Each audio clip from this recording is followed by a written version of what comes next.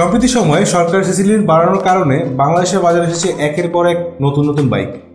আকর্ষণীয় স্টাইল, দুর্দান্ত পারফরমেন্স এবং দামের ভিত্তিতে কোন বাইকটি আপনার জন্য পারফেক্ট হবে জানতে দেখুন পুরো ভিডিওটি। কারণ আজকের এই ভিডিওতে আছে বাংলাদেশের বাজার কাঁপানো 2025 সালের সেরা 10টি বাইক।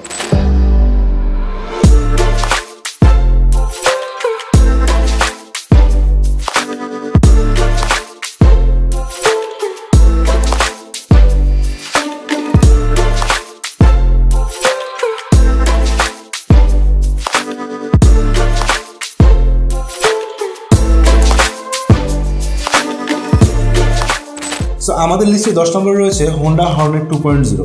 অনেকেই অনেকদিন ধরে এই বাইকটির জন্য অপেক্ষা করছিলেন। এই বাইকটি বর্তমানে বাজারে অ্যাভেলেবেল রয়েছে হোন্ডা শোরুমগুলোতে।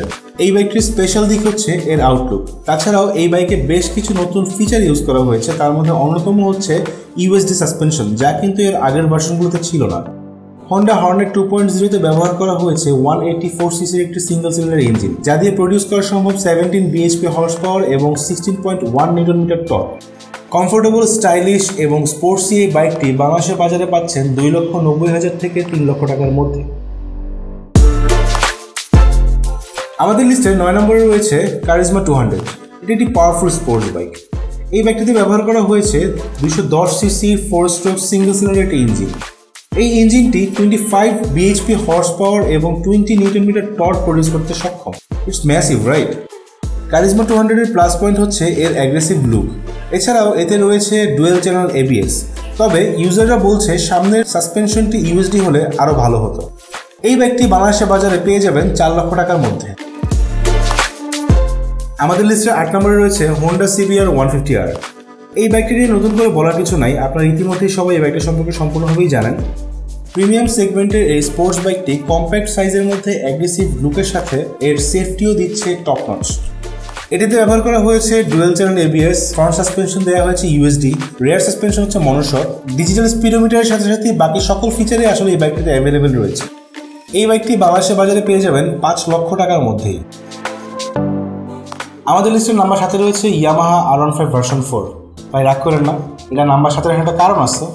যেহেতু হায়ার সিসির বাইকগুলি দুর্দান্ত পারফরমেন্সের সাথে অ্যাগ্রেসিভ প্রাইজিং নিয়ে আসছে, সো লোয়ার সিসির বাইক এবং এত হাই প্রাইসের বাইক এখন আসলে 1-2 রাখা সম্ভব হচ্ছে না। তবে যদি জনপ্রিয়তার দিক থেকে বলেন তাহলে অবশ্যই ইয়ামাহা R15 ভার্সন 4 1-2 মধ্যেই থাকবে। ইয়ামাহা R15 ভার্সন 4 নিয়েও আসলে নতুন করে বলার কিছু নাই, আপনারা সবাই ইতিমধ্যে এর সম্পর্কে জানেন। 155 সিসির এই বাইকটিতে রয়েছে traction control, dual channel ABS এর মতো অ্যাডভান্স সব ফিচার। যেহেতু বাংলাদেশের বাজারে ইয়ামাহা R15 ভার্সন 4 এর বিভিন্ন ভ্যারিয়েন্ট অ্যাভেলেবেল রয়েছে, সো এটি 6 লক্ষ থেকে 6,75,000 টাকার মধ্যেই আপনি পেয়ে যাবেন। লিস্টে নাম্বার 6 রয়েছে সিএফ মোটো NK250। এটি বাংলাদেশের বাজারে লঞ্চ করার সাথে সাথেই নেকেড স্পোর্টস লাভাররা এর উপরে রীতিমতো ক্র্যাশ খেয়েছে। বাইকটি বাংলাদেশের বাজারে মোটামুটি রিজনেবল প্রাইসেই লঞ্চ করা হয়েছে। তবুও সবাই আশা করছিল যদি বাইকের প্রাইস আরও কিছুটা কমানো যেত তাহলে ভালোই হতো। সিএফ মোটো NK250 বাংলাদেশের বাজারে 3.5 লক্ষ টাকার আশেপাশে পাওয়া যাচ্ছে। তবে কিছু কিছু মানুষ এর ব্র্যান্ড ভ্যালুয়েশনে প্রশ্ন তুলছে, কিন্তু সিএফ মোটো ইউরোপিয়ান স্ট্যান্ডার্ডের বাইক প্রোভাইড করছে, সো ব্র্যান্ড ভ্যালু নিয়ে প্রশ্ন তোলার জায়গাটা আসলে থাকছে না। কিন্তু যদি তারা স্পেয়ার পার্টস এবং পরবর্তীতে সার্ভিসিং প্রপারলি প্রোভাইড করে তাহলেই আসলে হবে। সিএফ মোটো NK250-তে রয়েছে 249 CC 4 stroke single cylinder liquid cooled engine. এছাড়াও এটিতেও ব্যবহার করা হয়েছে ডুয়েল চ্যানেল এবিএস। নাম্বার 5-এ রয়েছে রয়্যাল এনফিল্ড। বাংলাদেশের বাজারে রয়্যাল এনফিল্ডের মোট 4টি বাইক লঞ্চ করা হয়েছে। 350 সিসির এই বাইকগুলি বাংলাদেশের বাজারে 4 থেকে 5 লক্ষ টাকার মধ্যেই পাওয়া যাচ্ছে। নাম্বার 4-এ রয়েছে সিএফ মোটো 250SR। এই বাইকটি বর্তমানে বাংলাদেশের বাজারে খুবই অ্যাগ্রেসিভ একটি প্রাইসে লঞ্চ করা হয়েছে। এটি পাওয়া যাচ্ছে 3,90,000 টাকার মধ্যে।